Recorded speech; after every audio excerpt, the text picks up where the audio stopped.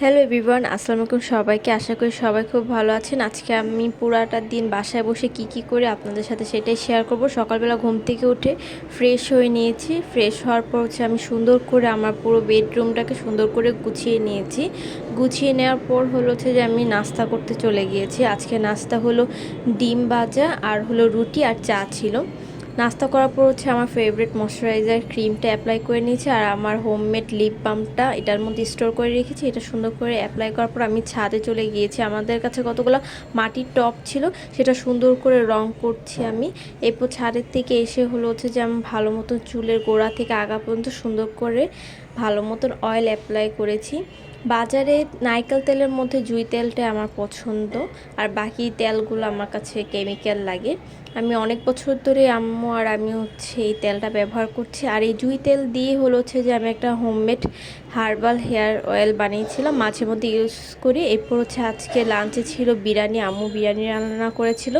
এরপর আমি একটু ঘুমিয়েছিলাম। এরপর ঘুমে থেকে উঠে একটা সিম্পল ফেশিয়াল করেছি। প্রথমে ডাব সাবান দিয়ে আমার ফেসটা ভালো মতন ওয়াশ করে নিয়েছি। এরপর মাসাজ ক্রিম দিয়ে ভালো মতন 10 মিনিট মাসাজ করে নিয়েছি। আর এটা মসুর ডালের ফেস প্যাক। আগের ভিডিওতে মসুর ডালের কীভাবে আমি ফেস প্যাক বানিয়ে নিয়েছি ডিটেলস ভিডিও শেয়ার করেছিলাম।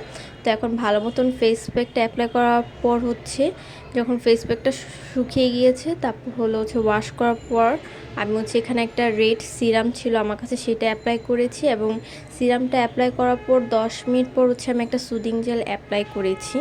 যে কোনো ফেসিয়াল বা ফেস প্যাক অ্যাপ্লাই করার পর ফেসটাকে ভালো মতো ময়শ্চারাইজ করতে হয়। সেটা সিরাম বা যে কোনো একটা ময়শ্চারাইজার ক্রিম লাগে ভালো মতো ফেসটাকে ময়শ্চারাইজ করতে হয়, না হলে ফেসে র্যাশ উঠে যায়। এরপর যে আমি রেডি হয়ে গিয়েছি। আম্মু আর আমি আজকে মাছের বাজার করতে যাব।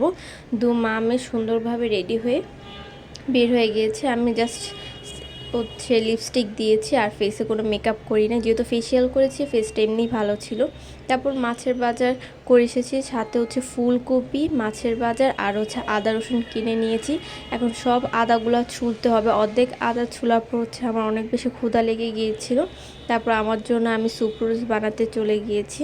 এরপর স্যুপ রোজটা মজাই ছিল, সিম্পলভাবে বানিয়ে নিয়েছি স্যুপ রোস্টে খাওয়ার পর বাকি আদাগুলো সুন্দরভাবে ছুলে কেটে ধুয়ে নিয়েছি। এখন এগুলো পলিথিনে ঢেলে আমরা ডিপ ফ্রিজে স্টোর করে রেখে দিব। এরপর যেহেতু বাইরে যাব এই জন্য আগে থাকতে আর গোসল করে, কারণ বাইরে যেই ধুলাবালি, বাসায় এসে একবারে গরম পানি করে সারা নিয়েছি। আর সকালবেলা চুলায় যেহেতু গ্যাস থাকে না, গরম পানি করে গোসল করা যায় না, তাই রাত্রেই করি। এরপর ডিনার করে আমি রাত্রে নাইট ক্রিম অ্যাপ্লাই করছি। আমি প্রতিদিন রাত্রে স্কিন কেয়ারের নাইট ক্রিম ইউজ করি। ধন্যবাদ সবাইকে আমার ভিডিওটি দেখার জন্য। ভিডিওটি ভালো লাগে অবশ্যই পেজে ফলো দিয়ে পাশে থাকবেন।